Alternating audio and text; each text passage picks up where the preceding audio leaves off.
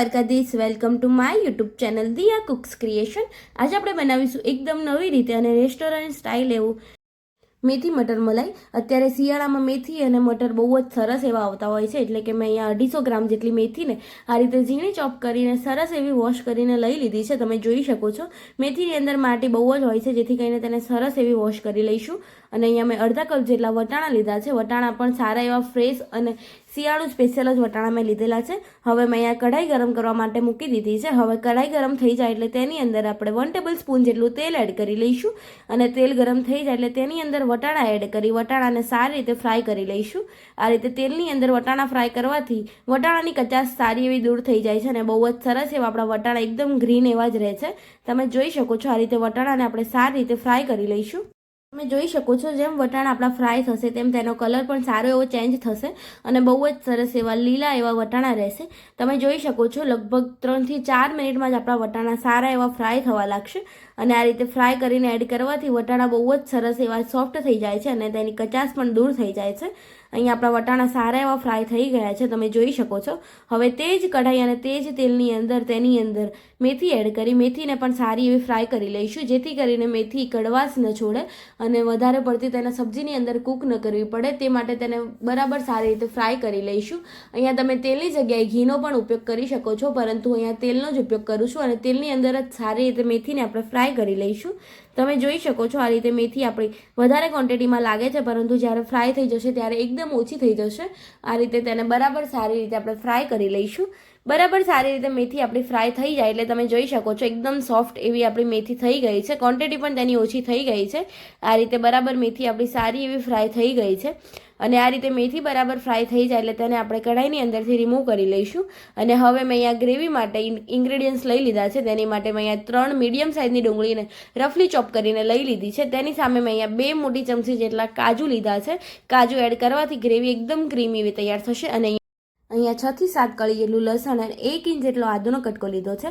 અને તીખાસ માટે 3 થી 4 લીલા મરચાં અને કલર માટે 2 સૂકા લાલ મરચાં લીધેલા છે।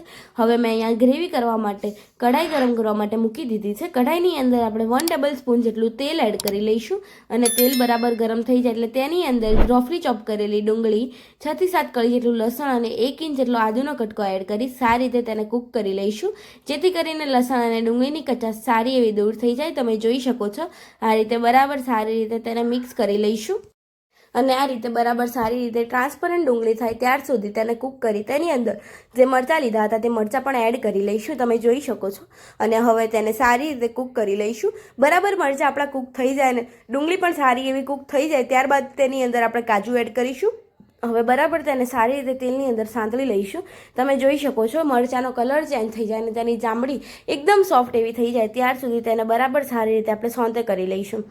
અહીંયા તમે જોઈ શકો છો આ રીતે મરચાંને આપણે સારી રીતે તેલની અંદર મિક્સ કર્યા બાદ તેની અંદર 1 ટેબલ સ્પૂન જેટલા કાજુ અને 1 ટેબલ સ્પૂન જેટલા મગજતરીના બી એડ કરી લઈશું, જેથી કરીને કાજુ અને મગજતરીના બી એકદમ ક્રીમી એવી ગ્રેવી બનાવશે। તમે જોઈ શકો છો આ રીતે બરાબર સારી રીતે તેને મિક્સ કરી લઈશું અને આપણી ગ્રેવી સારી એવી તૈયાર થઈ ગઈ છે। તમે જોઈ શકો છો બહુ જ સરસ એવી આપણી જે વેજીટેબલ છે સારા એવા કૂક થઈ ગયા છે। આ રીતે વેજીટેબલ બરાબર કૂક થઈ જાય ત્યારબાદ તેને સારી રીતે ગેસ સ્ટવ ઓફ કરી લઈશું અને તેને થોડીક વાર માટે કઢાઈની અંદર જ રાખીશું। અહીંયા તમે જોઈ શકો છો બહુ જ સરસ એવો તેનો કલર ચેન્જ થઈ ગયો છે। હવે મેં અહીંયા એક બીજા બાઉલની અંદર તેને નીકાળી લીધું છે અને હવે તેની અંદર આપણે અડધા ગ્લાસ જેટલું ઠંડુ પાણી એડ કરીશું, જેથી કરીને તેનું ટેમ્પરેચર ડાઉન થઈ જાય। અને હવે મેં અહીંયા ગ્રેવીને ગ્રાઇન્ડ કરવા માટે એક મિક્સર જાર લઈ લીધો છે। તે મિક્સર જારની અંદર જે આપણે ગ્રેવી બનાવી રાખી હતી તે ગ્રેવીને એડ કરી લઈશું અને હવે ગ્રેવીને સારી રીતે આપણે ગ્રાઇન્ડ કરી લઈશું। અહીંયા તમે થોડીક વાર પછી જોઈ શકો છો ગ્રેવી આપણી સારી એવી ગ્રાઇન્ડ થઈ ગઈ છે, બહુ જ ક્રીમી એવી ગ્રાઇન્ડ થઈ છે। અને હવે મેં અહીંયા સબ્જી બનાવવા માટે કઢાઈ ગરમ કરવા માટે મૂકી દીધી છે। તેની અંદર આપણે 2 ટેબલ સ્પૂન જેટલું તેલ એડ કરી લઈશું અને 1 ટેબલ સ્પૂન જેટલું જીરું એડ કરી જીરું બરાબર ફૂટી જાય એટલે તેની અંદર થોડા એવા ખડા મસાલા એડ કરી લઈશું। અહીંયા મેં ખડા મસાલામાં લગભગ 3 થી 4 સૂકા મરચાં, 1 તમાલપત્ર, 1 મોટી ઇલાયચી અને 3 થી 4 જેટલા લવિંગ એડ કરેલા છે।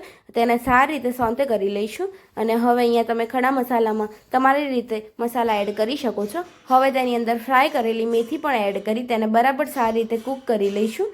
મેથી આપણી કૂક કરેલી હોવાથી તેને વધારે પડતી કૂક નહીં કરવી પડે। હવે આ રીતે તેને બરાબર આપણે મિક્સ કરી તેની અંદર વટાણા પણ જે ફ્રાય કરેલા હતા તે વટાણા પણ એડ કરી લઈશું અને તેને પણ સારી રીતે ખાલી ફક્ત મિક્સ જ કરવાના છે, કારણ કે કૂક કરેલા એટલે કે ફ્રાય કરેલા વટાણા અને મેથીને વધારે ફ્રાય કરવાની જરૂર નહીં પડે. હવે મેથી અને વટાણા સારા એવા મિક્સ થઈ ગયા છે, તમે જોઈ શકો છો. અને હવે તેની અંદર મસાલામાં આપણે અડધી ચમચી જેટલો હળદર પાવડર, 1 મોટી ચમચી જેટલો ધાણા જીરાનું પાવડર અને અડધી ચમચી જેટલો ગરમ મસાલો એડ કરી તેને સારી રીતે મિક્સ કરી લઈશું. અહીંયા સૂકું મરચું એડ નથી કરવાનું, તીખાસ માટે આપણે ગ્રેવીની અંદર મરચાં એડ કર્યા છે. જો સૂકું મરચું એડ કરશો તો તેનો કલર ચેન્જ થઈ જશે અને બહુ સારો એવો ગ્રેવી નહીં બને. તમે જોઈ શકો છો આ રીતે બરાબર તેને સારી રીતે મિક્સ કરી કૂક કરી લઈશું. અને હવે તમે જોઈ શકો છો બહુ જ સરસ એવું તેલ છૂટું પડી ગયું છે, મસાલા પણ સારા એવા કૂક થઈ ગયા છે. હવે તેની અંદર થોડું એવું ટેસ્ટ પ્રમાણે મીઠું એડ કરી લઈશું અને મીઠું એડ થઈ જાય એટલે તેને બરાબર સારી રીતે મિક્સ કરી લઈશું. તમે જોઈ શકો છો આ રીતે બરાબર સારી રીતે આપણે મસાલાની અંદર મીઠું એડ કરી તેને સારી રીતે મિક્સ કરી લઈશું. અહીંયા તમે જોઈ શકો છો બહુ જ સરસ એવું આપણા મેથી અને વટાણા સારા એવા કૂક થઈ ગયા છે. અને હવે મેથી વટાણા સારા એવા કૂક થઈ જાય એટલે તેની અંદર જે આપણું ગ્રેવી બનાવેલી છે તે ગ્રેવીને એડ કરી લઈશું. તમે જોઈ શકો છો એકદમ ક્રીમી સ્ટ્રક્ચરવાળી ગ્રેવી આપણે એડ કરી લઈશું અને જેથી કરીને તેનો કલર પણ બહુ જ સરસ આવશે. હવે ગ્રેવી એડ થઈ જાય એટલે તેને બરાબર આપણે મિક્સ કરી લઈશું. અને ગ્રેવી મિક્સ થતાની સાથે જ તમે જોઈ શકો છો રેસ્ટોરન્ટ સ્ટાઇલ જ આપણું મેથી મટર મલાઈ તૈયાર થઈ ગયું છે. તેનો કલર પણ સેમ એવો જ આવ્યો છે અને ગ્રેવી પણ આપણે કૂક કરીને એડ કરેલી હોવાથી ગ્રેવીને પણ વધારે કૂક નહીં કરવી પડે. હવે બરાબર સારી રીતે તેને મિક્સ કરી લઈશું. તમે જોઈ શકો છો આ રીતે બરાબર મિક્સ થઈ જાય એટલે તેની અંદર જે આપણે મિક્સર જારની અંદર જે ગ્રેવીને ગ્રાઇન્ડ કરી હતી તેની અંદર થોડું અડધા ગ્લાસ જેટલું પાણી એડ કરી તે પાણીને મિક્સ કરી એડ કરી લઈશું અને તેને ફરી આપણે મિક્સ કરી લઈશું. તમે જોઈ શકો છો બહુ જ સરસ એવી આપણી ગ્રેવી સારી એવી મિક્સ થઈ ગઈ છે અને સેમ રેસ્ટોરન્ટ જેવો જ કલર આવેલો છે. તમે જોઈ શકો છો આ રીતે બરાબર તેને મિક્સ કરી સારી રીતે તેને થોડીક વાર માટે લગભગ 5 મિનિટ માટે તેને ઢાંકીને મૂકી દઈશું.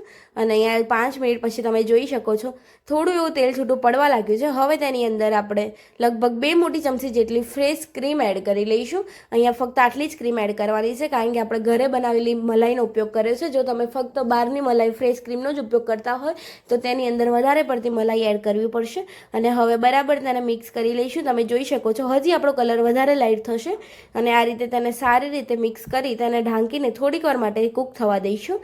અહીંયા 5 મિનિટ પછી તમે જોઈ શકો છો પરફેક્ટ એવું શાકમાંથી તેલ છૂટું પડી ગયું છે અને શાક આપણું સરસ એવું તૈયાર થઈ ગયું છે. તમે જોઈ શકો છો એકદમ રેસ્ટોરન્ટ સ્ટાઇલ. હવે મેથી મટર મલાઈને આપણે સર્વિંગ પ્લેટની અંદર સર્વ કરી લઈશું. સર્વ કરતી વખતે તમે જોઈ શકો છો બહુ જ સરસ એવું મેથી મટર મલાઈ રેસ્ટોરન્ટ સ્ટાઇલ એવું અને ઝટપટ ઘરમાં જ બનીને તૈયાર થઈ ગયું છે. વધારે પડતા ઇન્ગ્રેડિયન્ટ્સનો પણ ઉપયોગ નથી કર્યો, ફક્ત ઘરમાં રહેલી વસ્તુનો જ ઉપયોગ કરીને લગભગ 15-20 મિનિટમાં જ આપણું મેથી મટર મલાઈ બનીને તૈયાર થઈ ગયું છે. તેની ઉપર ગાર્નિશ માટે આપણે થોડી એવી ફ્રેશ ક્રીમથી તેને ગાર્નિશ કરી લઈશું. અને અહીંયા આપણી મેથી મટર મલાઈ સર્વિંગ પ્લેટની અંદર સર્વ થઈને પણ તૈયાર થઈ ગયું છે. જો તમને મારી આ રેસિપીઝ ગમતી હોય તો લાઇક કરજો, શેર કરજો અને કમેન્ટ કરજો. કમેન્ટ બોક્સમાં મને જરૂર જણાવજો કેવી લાગી મારી આ રેસિપી. અને હા, મારી ચેનલ પર જો નવા હોય તો ચેનલને સબસ્ક્રાઈબ કરી બેલ આઇકન જરૂર દબાવજો જેથી કરી મારી અવનવી રેસિપીઝ તમને સૌથી પહેલાં જોવા મળે. મળીએ કોઈ નવી રેસિપીઝ સાથે. ત્યાર સુધી બધાને જય દ્વારકાધીશ, જય શ્રી કૃષ્ણ.